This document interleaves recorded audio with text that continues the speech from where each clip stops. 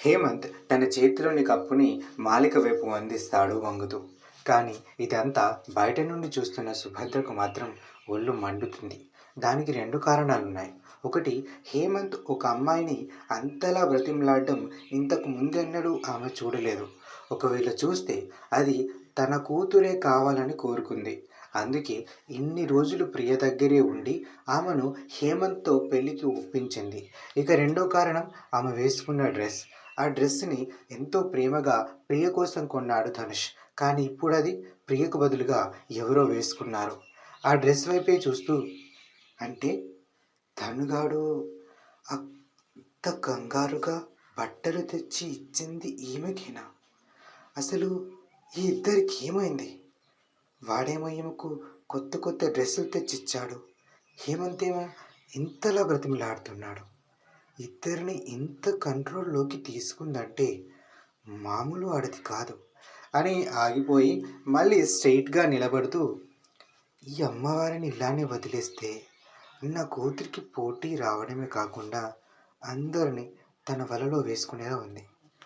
వీలైనంత తొందరగా ఏదో ఒకటి చెయ్యాలి అని వెనక్కి తిరిగిన ఆమెకు వంటగది నుండి చక్రాల కుర్చీలో కూర్చొని తోసుకుంటూ వస్తున్న జగదీశ్వరి కనిపిస్తుంది.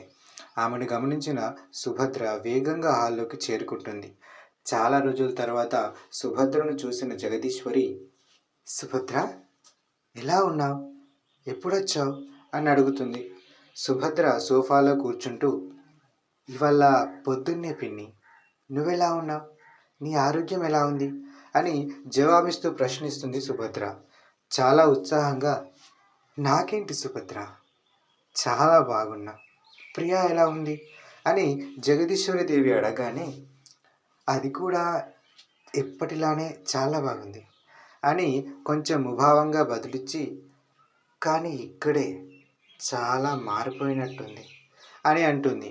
జగదీశ్వరికి ఆమె మాటలు అర్థం కాకపోవడంతో, నువ్వు దేని గురించి మాట్లాడుతున్నావు సుభద్ర? ఇక్కడేం మారింది అని అయోమయంగా అడిగింది. సుభద్ర సూటిగా విషయానికి వస్తూ, ఆ గదిలో ఉన్నది ఎవరు? ఇంతకు ముందెన్నడూ చూడలేదు నేను అని చిన్నగా కదిలిస్తుంది.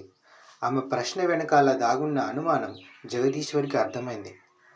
ఆమె ఈ మధ్యనే పనిలో చేరింది అంటూ జగదీశ్వరి ముగించేలోపే, పని మనిషి పని మనిషి అయితే నీ గదిలో ఎందుకుంది? హేమంత్ ఎందుకు ఆమె కాఫీ తీసుకెళ్ళాడు అని టక్కున అడిగేస్తుంది సుభద్ర.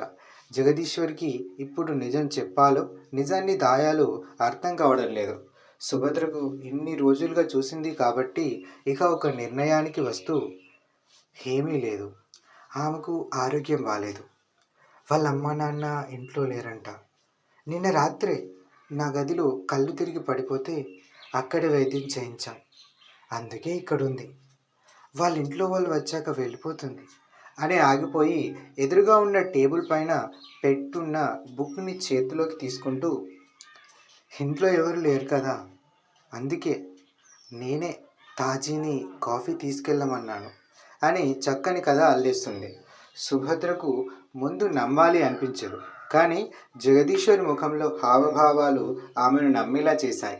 అయినప్పటికీ హేమంత్ ఆమెను ట్రీట్ చేసిన విధానం, ధనుష్ ఆమెకు తన చెల్లి డ్రెస్సులు తెచ్చి ఇవ్వడం, ఇవన్నీ సుభద్ర మనసుపైనున్న అనుమానపు పొరను అలానే ఉంచేలా చేశాయి. అందుకే బయటకు నమ్మినట్టుగా కనిపిస్తున్నా కానీ, లేదు, ఇంకేదో ఉంది, దాన్ని తెలుసుకోవడం ఎలా అని మనసులో అనుకుంటూ ఉంటుంది. సుభద్ర ఆలోచనలు మళ్లిస్తూ, ఇంకేంటి విశేషాలు? ప్రియ దగ్గర ఎలా గడిచాయి ఇన్ని రోజులు అంటుంది జగదీశ్వరి.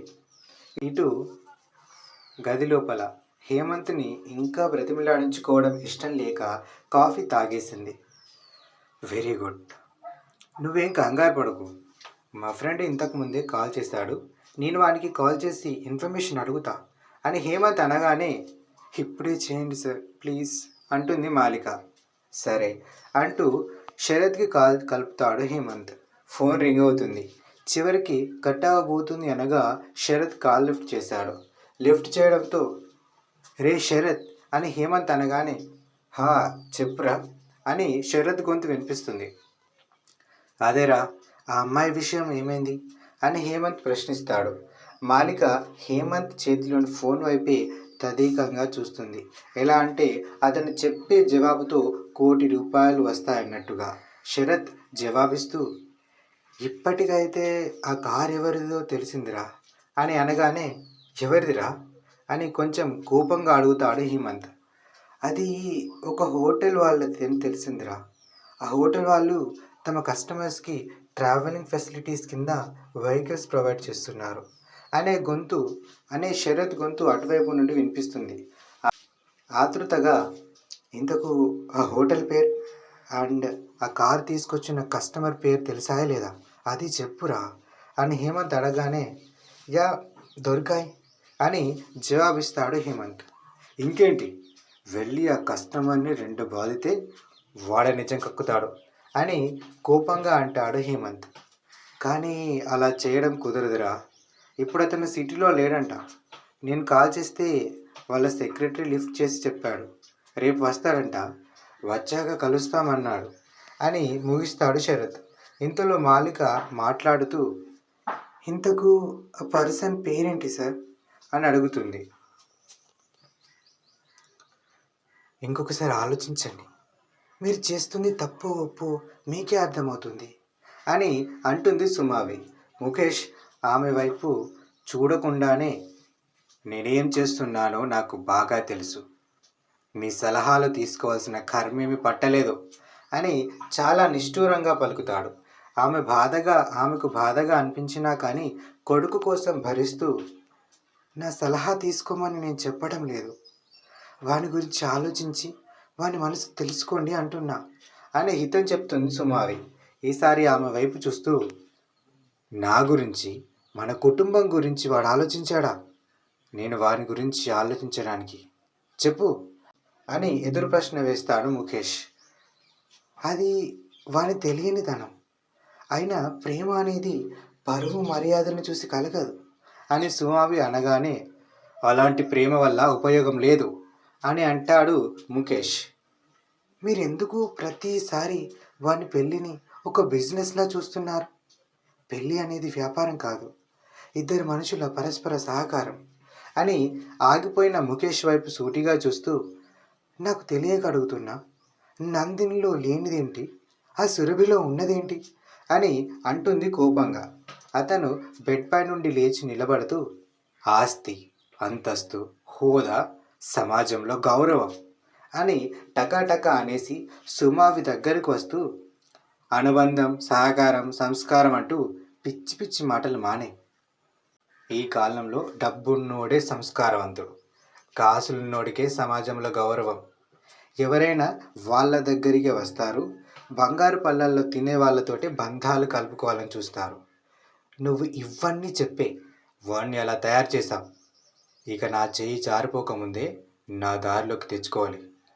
పద తిందాం అంటూ అక్కడి నుండి బయట వైపు నడుస్తాడు ముఖేష్. డైనింగ్ టేబుల్ ముందు కూర్చుంటూ, ఇంకా రాలేదా నీ కొడుకు అంటాడు ముఖేష్. వాడు వస్తారులే, మీరు తినండి అని అంటుండగానే, అమ్మగారు అమ్మగారు అనే పని మనిషి అరుపు వినిపించడంతో ఆమె వైపు చూస్తారు ఇద్దరు. ఆమె ఇంటి మెయిన్ ఎంట్రన్స్ వైపు నుండి పరిగెత్తుకుంటూ వస్తుంది. ఆమె ముఖంలో కంగారు కొట్టొచ్చినట్టుగా కనిపిస్తుంది. సుమావి ఆమెకి ఎదురెళ్తూ, ఏమైంది అని అడుగుతుంది.